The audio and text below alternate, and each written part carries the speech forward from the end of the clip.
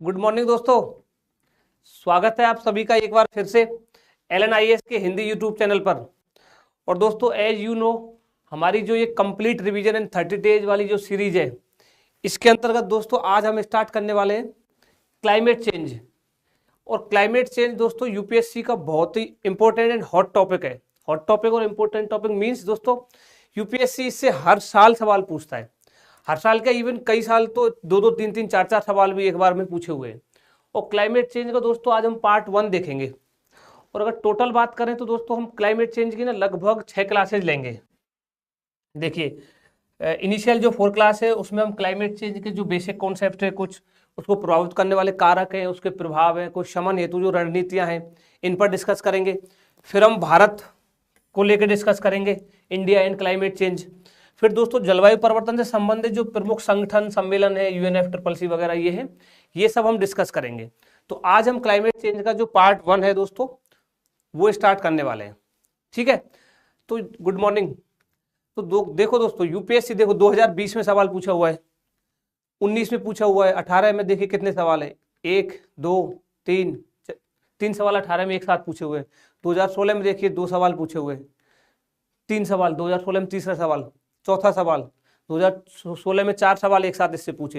यानी कि यूपीएससी का बहुत ही इंपॉर्टेंट टॉपिक है। तो देखिए इसको स्टार्ट करते हैं दोस्तों इस सवाल से। 2020 में जो पूछा गया है, क्या पूछा है देखो, निम्नलिखित में से कौन सा कथन कार्बन के सामाजिक मूल्य पद का सर्वोत्तम रूप से वर्णन करता है। ऐसे हमने आपको बता रखा है, ऐसे सर्वोत्तम रूप से वर्णन करता है, ऐसे बहुत स्टेटमेंट पूछता है। तो देखो इसमें क्या विकल्प में क्या दे रखा है, पहला ऑप्शन क्या दे रखा है कि प्रदत्त जो वर्ष है उसमें 1 टन CO2 के उत्सर्जन से होने वाली दीर्घकालीन क्षति को हम क्या कहते हैं, कार्बन के सामाजिक मूल्य। ए इसका आंसर था दोस्तों, यूपीएससी ने ए इसका आंसर माना था। अगला देखिए मीथेन हाइड्रेट के बारे में सवाल पूछा हुआ है। अब जो क्वेश्चन है ना यूपीएससी PY की जो हम डिस्कस कर रहे हैं, देख रहे हैं, इनको जैसे जैसे हम आगे बढ़ेंगे इस टॉपिक में, इनके जो कॉन्सेप्ट है जहां से पूछा गया उनको डिस्कस करते हुए चलेंगे। यहाँ पर अभी हम सिर्फ इनके आंसर हिसाब से डिस्कस कर रहे हैं। तो मीथेन हाइड्रेट के बारे में क्या पूछा है देखिए क्या कह रहा है कि जो भूमंडलीय तापन है यानी ग्लोबल वार्मिंग जो है, भूमंडलीय तापन के कारण इन निक्षेपों में मीथेन गैस का निर्मुक्त होना प्रेरित हो सकता है। ठीक बात है। दूसरा कह रहा है दोस्तों मीथेन हाइड्रेट के विशाल निक्षेप उत्तर ध्रुवीय जो टुंड्रा क्षेत्र है में तथा समुद्र अधस्थल के नीचे पाए जाते हैं। ठीक बात है। वायुमंडल के अंदर मीथेन 1 या 2 दशक के बाद कार्बन डाइऑक्साइड में ऑक्सीकृत हो जाता है, ये भी ठीक है। यानी दोस्तों इसमें तीनों स्टेटमेंट ठीक है, इसका आंसर डी है। अगला देखिए क्या पूछा है, कार्बन फर्टिलाइजेशन पर सवाल पूछा है, कार्बन निषेचन पे, इसको भी ऐसे ही पूछा है, सर्वोत्तम रूप से वर्णित करता है। तो इसका जो आंसर है दोस्तों वो ए है। यानी कि वायुमंडल में अगर कार्बन डाइऑक्साइड की मात्रा बढ़ती है ना तो उससे क्या होता है, पादपों में वृद्धि होती है, ये कार्बन फर्टिलाइजेशन है। अगला देखिए क्या पूछा है 2018 में कि निम्नलिखित में से किसके संदर्भ में कुछ वैज्ञानिक पक्षामेघ विरलन तकनीक, ये टेक्निक है दोस्तों, जो समताप मंडल में सल्फेट वायुबलीय अंतरक्षेपण के उपयोग का सुझाव देते हैं, ये किसके लिए देते हैं। तो दोस्तों ये जो ग्लोबल वार्मिंग है ना, भूमंडलीय तापन, इसको कम करने के लिए दी जाती है। इस पर एक सवाल पूछा था 2018 में।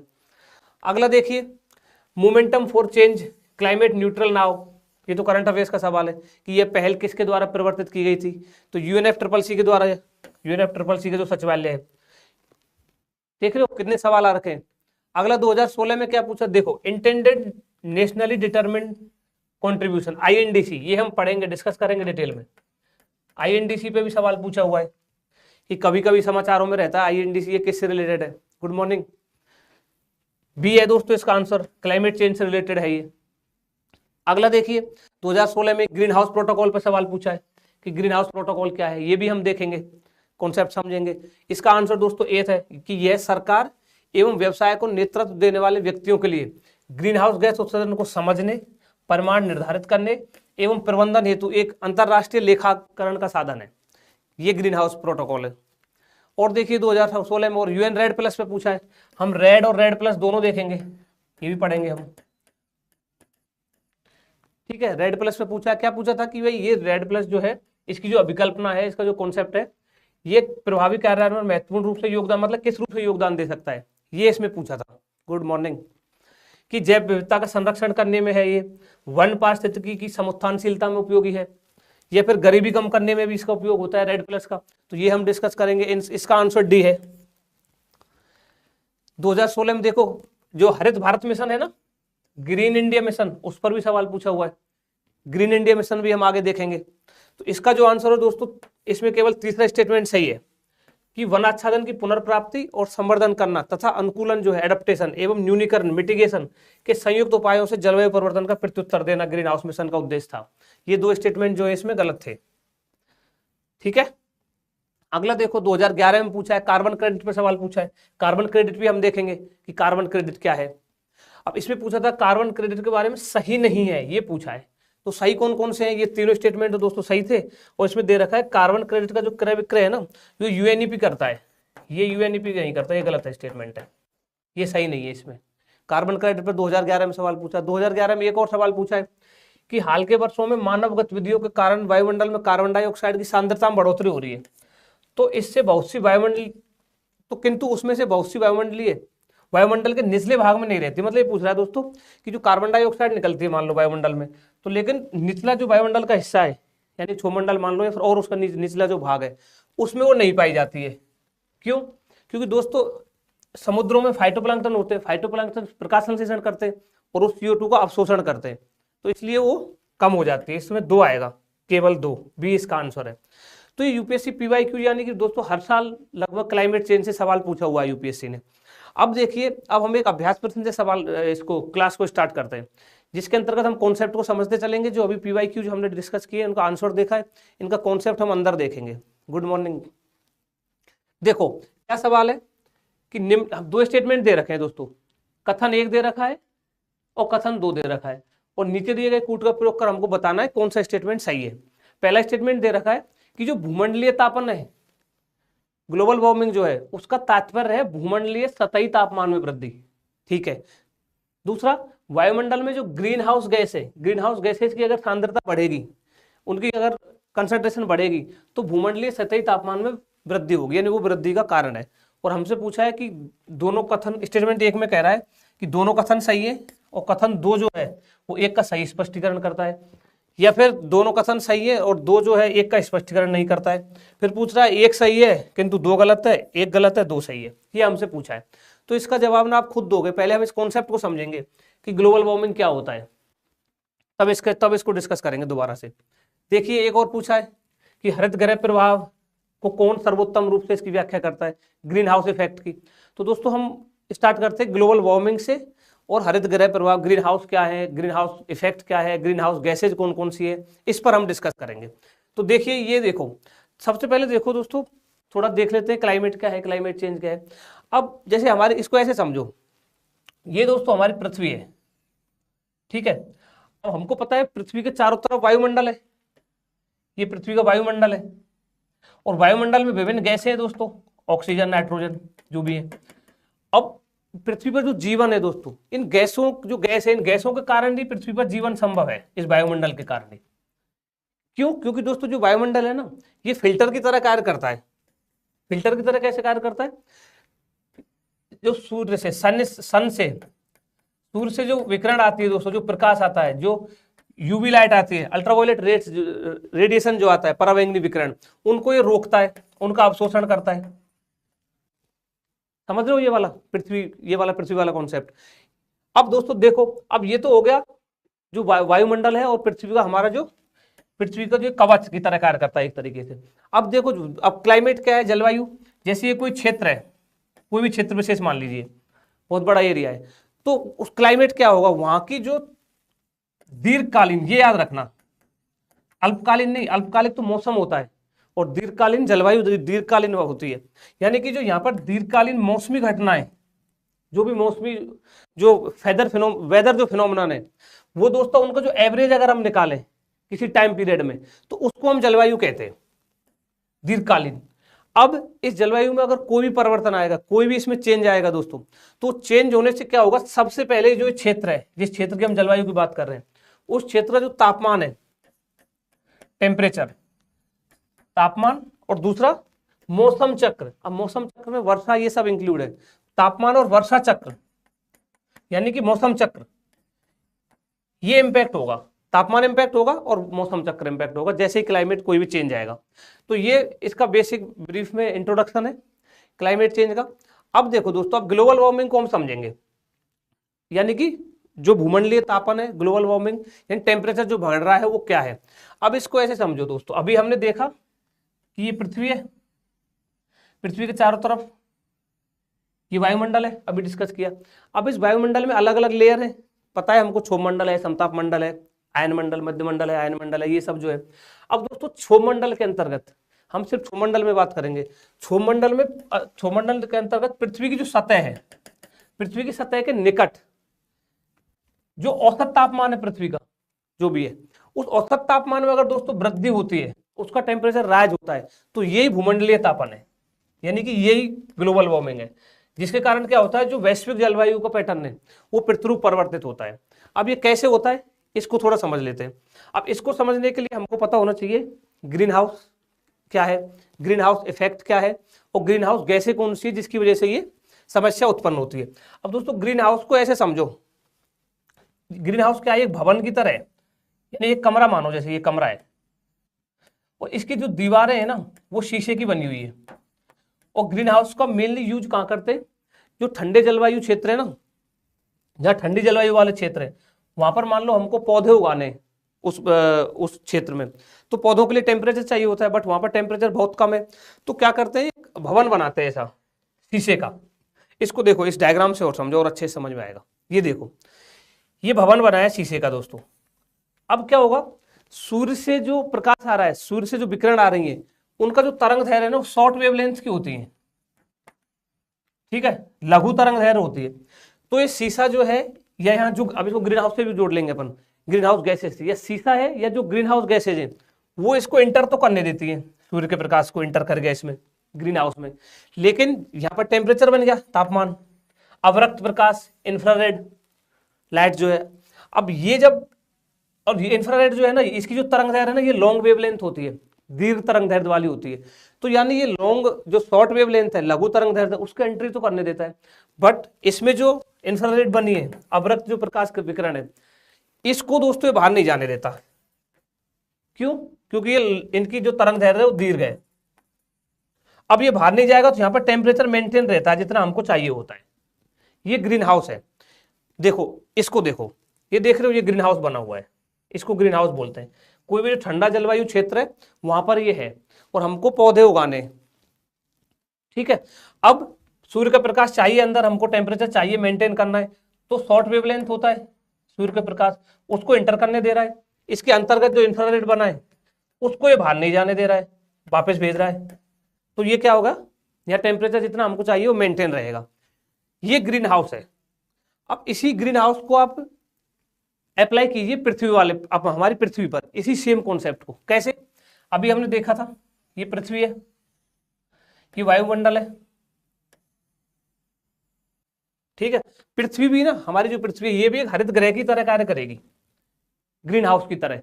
ग्रीन हाउस की तरह कैसे कार्य करेगी, देखो अब पृथ्वी का जो निचला वायुमंडल है, यानी जो हम क्षोभमंडल की अगर बात करें, वहां बहुत सारी गैसें हैं, ग्रीन हाउस गैसें हैं, GHG, ठीक है।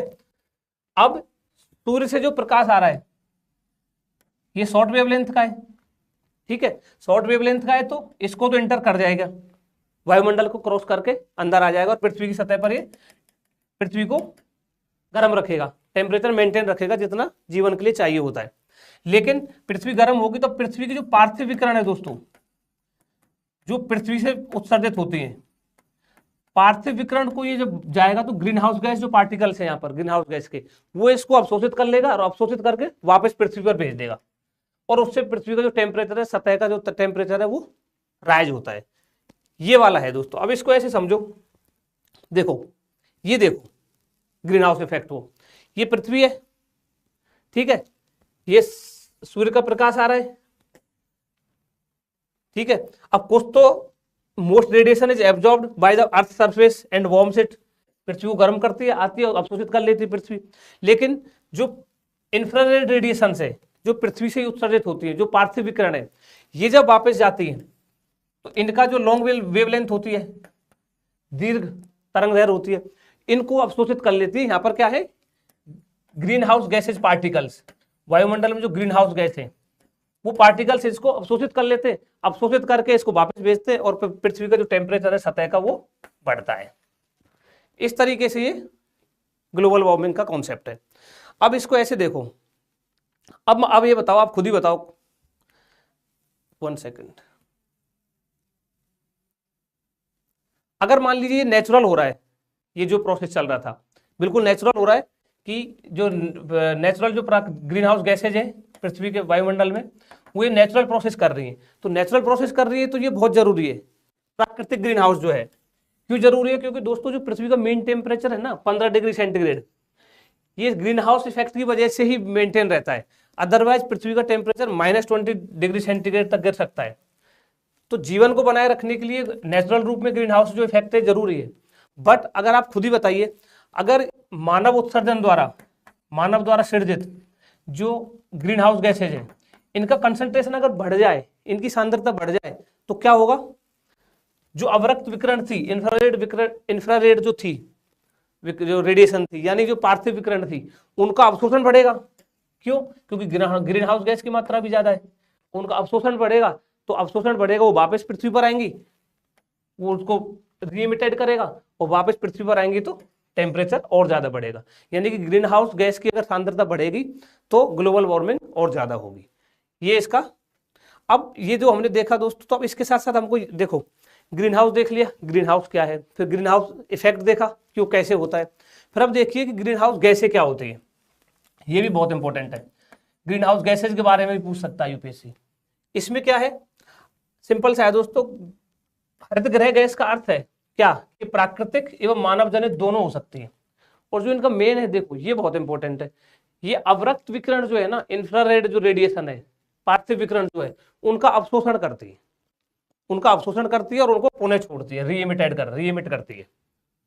ये ग्रीन हाउस गैसेज है। अब कौन कौन सी है? ये 5 मेजर ग्रीन हाउस गैसेज है, ये आपको याद होनी चाहिए। कौन कौन सी मेजर ग्रीन हाउस गैसेज है? Good morning Pihu Patel. देखिए, carbon dioxide major greenhouse gas है, मीथेन आप याद रखिएगा मेजर ग्रीन हाउस गैस है, वाटर वेपर जलवाष्प मेजर ग्रीन हाउस गैस है, nitrous oxide major greenhouse gas है, ये भी आपको पता होना चाहिए। और फ्लोरिनेटेड गैसेज जो क्लोरोफ्लोरोकार्बन और ये सब होता है, ये भी ग्रीन हाउस गैसेज है। ये ग्रीन हाउस गैसेज देखी, ग्रीन हाउस देखा और ग्रीन हाउस इफेक्ट देखा। अब उस सवाल पे चलते हैं जो हम 2 अभ्यास प्रश्न आपके लिए लेकर आए थे। अब आप खुद उनका जवाब दोगे। देखो ये क्या पूछ रहा है, कथन एक क्या कह रहा है कि भूमंडलीय तापमान का तात्पर्य है भूमंडलीय सतही तापमान में वृद्धि। बिल्कुल ठीक है सर, डर लग रहा है एग्जाम का। अरे नहीं, डरना नहीं है, और जो डर लग रहा है ये तो एकदम जेन्युइन है, हेल्दी है, प्रिपरेशन किए तो डर तो लगेगा ही ना। और स्टेटमेंट 2 कह रहा है कि वायुमंडल में ग्रीन हाउस गैसों की जो सांद्रता है, अगर सांद्रता बढ़ेगी तो भूमंडलीय सतह के तापमान में वृद्धि होगी। अभी डिस्कस किया है कि ग्रीन हाउस गैसों का उत्सर्जन बढ़ेगा, वो उनका जो मॉलिक्यूल्स है उनकी संख्या बढ़ेगी, तो जो भूमंडलीय सतही तापमान है उसमें वृद्धि होगी। यानी कि देखो स्टेटमेंट ए इसमें सही है, ठीक है, यानी कथन दोनों अलग अलग सही है और कथन 2 जो है ना, एक का सही स्पष्टीकरण है। Are you getting my point? अब देखो अगला सवाल, देखो ये आप खुद बताओगे, हरित गृह प्रवाह ग्रीन हाउस इफेक्ट अभी देखा है, तो ग्रीन हाउस इफेक्ट को कौन सा स्टेटमेंट इसमें सबसे ज्यादा प्रॉपर्ली डिफाइन करता है, सर्वोपयुक्त रूप से व्याख्या करता है? देखो पहला स्टेटमेंट देखो, वायुमंडल में हरित गृह गैसें सूर्य से आने वाली प्रकाश का अवशोषण करती है और पृथ्वी की सतह पर प्रकाश के अवरक्त भाग को भेजती है। देखो ये तो स्टेटमेंट गलत है दोस्तों, सूर्य से आने वाली प्रकाश का अवशोषण नहीं करती। दूसरा देखो, वायुमंडल में हरित गृह गैसें सूर्य से आने वाले प्रकाश का अवशोषण करती है और पृथ्वी की सतह पर प्रकाश के परावैंगनी भाग को भेजती है। नहीं, गलत है, अल्ट्रावायलेट रेज।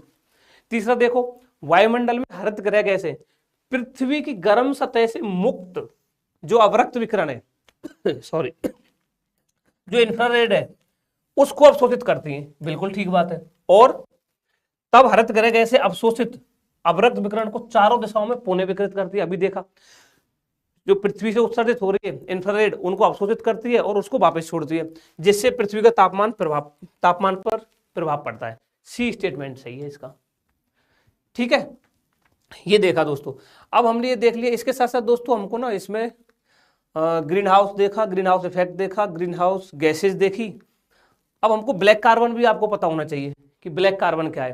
अब दोस्तों ब्लैक कार्बन ये गैस नहीं है, ये याद रखिएगा, ये गैस ना होकर सॉलिड है, सॉलिड पार्टिकल है, एरोसोल जैसा है, जिसको सामान्य में हम क्या कहते हैं, कालिक कहते हैं, सूट, पर्टिकुलेट मैटर का एक अवयव होता है। और ये किससे निकलता है ये आप याद रखिएगा, जीवाश्म ईंधन, जैव ईंधन व बायोमास का अपूर्ण दहन से, इनकम्प्लीट कम्बुसेशन से ये निकलता है। और ये प्रकाश का अवशोषण करने वाला सबसे प्रबल पदार्थ है, ये बहुत इंपॉर्टेंट है, ये प्रकाश का अवशोषण करता है, ठीक है।